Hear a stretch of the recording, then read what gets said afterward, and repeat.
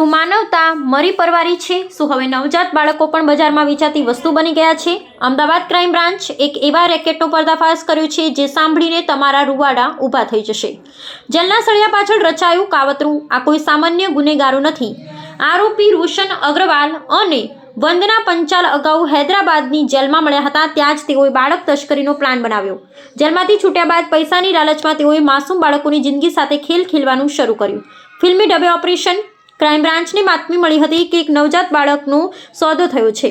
પોલીસે નોબલનગર પાસે વોચ ગોઠવી અને જેવી ગાડી આવી કે તુરંત ત્રાટકી ગાડીમાંથી 15 દિવસનું માસૂમ બાળક મળી આવ્યું, જેને તેના કાયદેસરના વાલી પાસેથી ખરીદી હૈદરાબાદના નાગરાજ નામના શખ્સને વેચવા લઈ જવાતું હતું. મુખ્ય આરોપીઓ જે અત્યારે પોલીસના સકંજામાં છે, એક રોશન ઉર્ફે સજ્જન અગ્રવાલ માસ્ટર માઇન્ડ હૈદરાબાદ, બીજા વંદના પંચાલ અમદાવાદની લેડી ડોન જેવી ભૂમિકા, ત્રીજા સુમિત યાદવ સ્થાનિક કડી. પોલીસ હવે તપાસ કરી રહી છે કે આ ટોળકી અત્યાર સુધી કેટલા બાળકોના સોદા કર્યા છે અને આ પાપનું નેટવર્ક ક્યાં સુધી ફેલાયેલું છે.